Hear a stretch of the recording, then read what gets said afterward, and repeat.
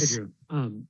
Before the game, Bud had said you guys are going to kind of throw the kitchen sink at Steph. Like, we're going to throw everything at him. Do you feel like you guys put so much attention on him that the other guys got loose, or do you think those were not related, really? I don't think they're related. I think the other guys played well. Last time we played them, I felt like we did the same thing, but controlled the situation a little better. Again, Jordan Poole had a great game.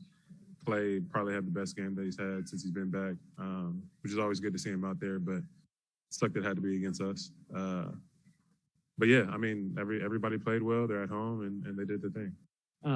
Once Klay got hot, were you a little bit frustrated that you guys still got disconnected from him? Like, once he had already heated up and he still got some, like, okay looks. I mean, I don't know if they were great looks, but, like, it's Klay, so. I wouldn't say it was frustration. Once Klay kind of gets hot, there's really not much you can do. Double team him, start doing what we did to Steph, but that wasn't the game plan. He was making tough shots. He's making great shots. So at that point, we just played defense the best we could, but he's making good shots. Bud had mentioned the fact that you guys weren't great rebounding. It felt like every 50-50 ball kind of went their way.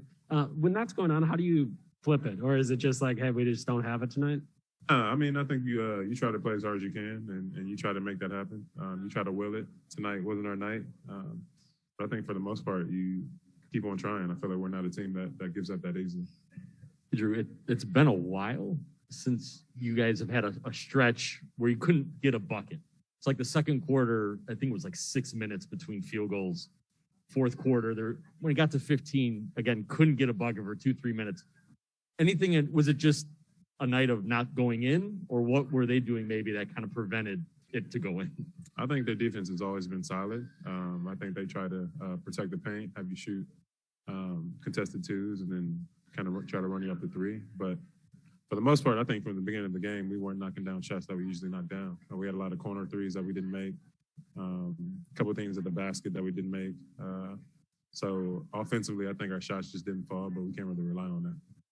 You mentioned Jordan Poole, 30 points he hits. What has you seen from him, I guess, in his short career? Has he sort of now, turned into this kind of player? I think 6 straight games with 20 points for them. He's good. He can play. He can go. I feel like the system here, the way that they play, gives them space.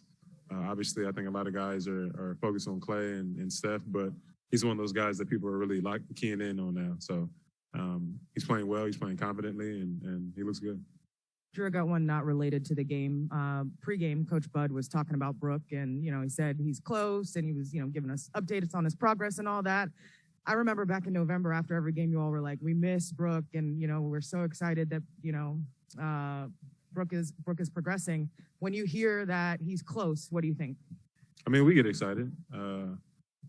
But really just not for us, but for him. We know how much he misses the game and wants to be out there and to play. And also for me personally, it's just fun playing with him. I know he's kind of the anchor back there. He's the one talking to me, and it's usually me and him in screen and roll. So, but to see him progress and come back and see him out there doing his thing is great to see, and can't wait to see him out there. Hey, Jrue, obviously you guys had won 6 prior to tonight. What was the X factor, do you think, in those 6 games that perhaps was missing tonight? I think kind of like we said earlier, the 50-50 balls, the rebounding, the competitive whatever. I think we were competing, but they kind of got the extra 50-50 balls and the extra juice. And for us to win, we have to, especially against a team like this, that has to be on our side. Is there a reoccurring theme in team huddles or in the locker room, especially post All-Star break?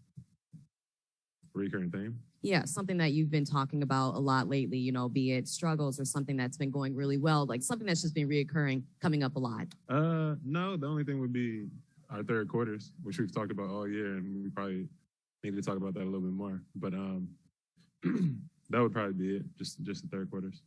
What do you do about mental health, especially as it comes to this point in the season where, we got a month left in the regular season, getting ready for the postseason? How are you taking care of your mental health, and what does that look like for you during this point in the season? Honestly, for me, mine is like going home and being with my family and hanging out with them, getting away from basketball. I think kind of to this point, even though it's close in the standings, I don't watch basketball as much, unless my brothers are playing. But for the most part, I don't watch. But try to stay away from basketball. Try to stay away from the stresses of that. And then whenever we get a chance to have a break, which Bud does a great job of having lockout days or off days, really taking those breaks. There are times where you feel the pressure because we are the champs, and even though we might have played well the game before and we have an off day today, you still have this pressure of like, no, I have to stay sharp and I have to stay in the gym. But sometimes you do need to take a break and kind of disconnect from basketball. So, all right.